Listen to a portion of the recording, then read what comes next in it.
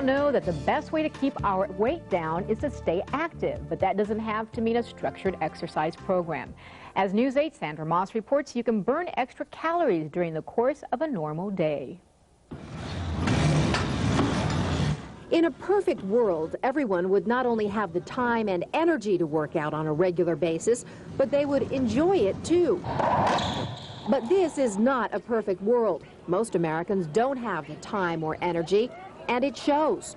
The sedentary lifestyle is the #1 risk factor now for premature illness. Donna Todd is an exercise physiologist at Grossmont Hospital. A lot of people that come to us for weight loss want to know how to most easily expend calories. And here at the Wellness Center, I mean, we show that the people who maintain their weight in life are people who are expending at the very least 2,000 calories a week of movement through space. And it doesn't have to be structured exercise. The average person burns between 5 to 7 calories a minute moving their body, walking through space. Mall walking, stroller walking, dog walking all qualify. And there are simple changes you can make at work to burn up those calories.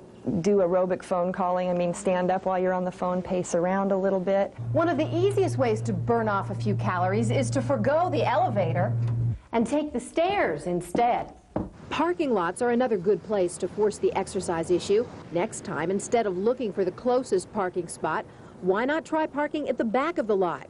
And don't forget chores around the house. I find it kind of ironic that people who are working out hard in a gym to lift weights and to put on the right clothing, to sweat in the right atmosphere, end up hiring a gardener to do some little digging and weeding in the yard.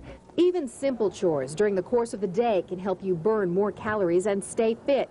So stop feeling guilty about not being a fitness buff and start putting a little more effort into your everyday activities. Sandra Moss, News 8. And one of the most popular ways to exercise these days is fitness walking. My guest this morning is Gary Yanker, author of a new book titled Walking Medicine. Good morning. And a book about walking? I mean, don't we know how to walk? A book. This is number 9. Oh, congratulations. So tell me, what's in book number 9 that we don't know already? Well, we all taught ourselves to walk on a basis of experimentation. So we don't know what we're doing. And a lot of us are not walking correctly, not holding our bodies right, not taking the steps correctly.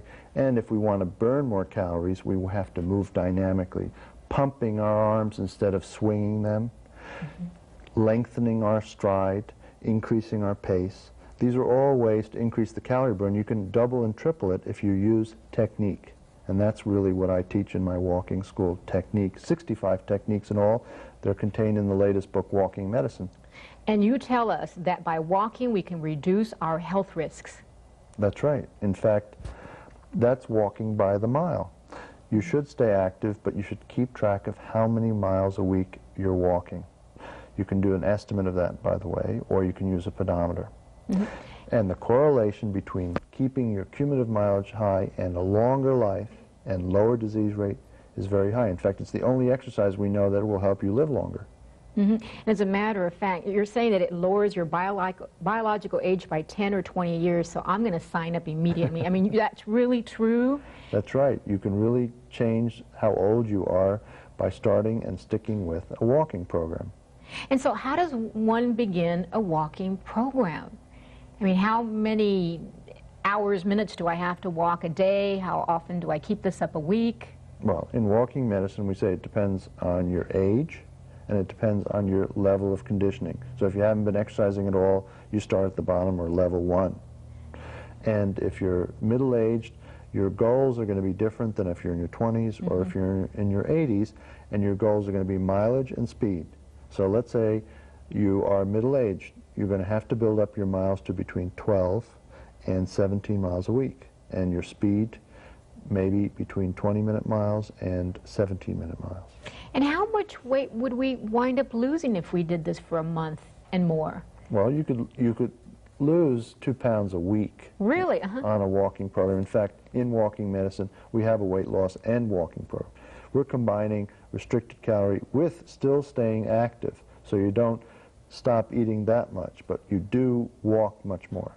As a matter of fact, let me just read this. You say that by walking, having a walking program, you can stop smoking, stop drinking, you may get rid of your arthritis. I mean, you're claiming these things. Not rid of your arthritis, you can slow down its movement. What you can get rid of in walking medicine is high blood pressure. Moderately high blood pressure will go away with a regular walking program. So there are some things you get rid of, some things you just make yourself more comfortable, or you slow down their progress. I'll tell you why I like walking, because in your book you say people use it to sort out their issues, they use it to get inspired, come up with new ideas. I do agree with you on that. It definitely gives you time to yourself. Now, what I also find very interesting is that in the book I learned in literature that you have a helper for us, these walking poles. Right. And you're telling us that you could burn more calories by using these. That's right, you do. You burn between 20 and 50% more calories by using a ski pole while you walk. I've shortened this one here, and the advantage of these power poles from Nordic Track is that you can lengthen them or shorten them. So let's say they're in the short mode, you use them to pump your arms. They make you pump your arms because it's hard to just let them hang by your side. And then when they're in their lengthened condition, you push them into the ground.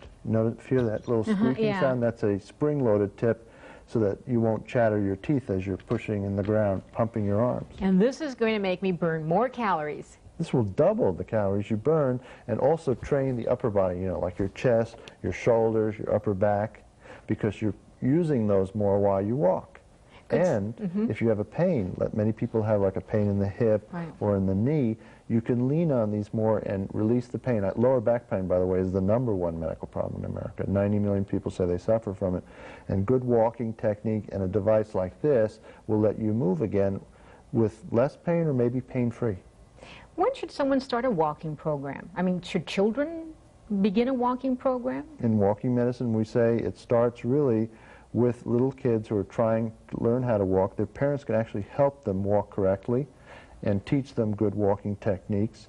And I have to tell you, though, I think the most motivated people are those who are over 25, because at that age you start to gain fat and you realize you have to do something about it. Oh, I can relate to that. You look very snappy here. Any advice you can give us on gear to wear, shoes? Is that going to be very important for us? Well, in walking medicine we have really 7 books in one, and book 6 is all about the foot and walking shoes.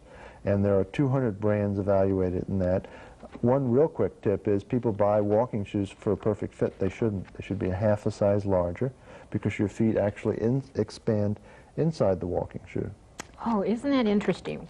Well, the name of the book is called Walking Medicine by Gary Yanker, and I suppose that we can just pick this up at any bookstore? Well, actually, I've come to San Diego because we established the first walking center at the Walden bookstores, and this book, as well as my 4 other books and tapes, are there in a kind of a center for beginners through advanced walkers. Terrific. Congratulations on this book. Gary Yanker, thank you very much for being my guest. Thank you.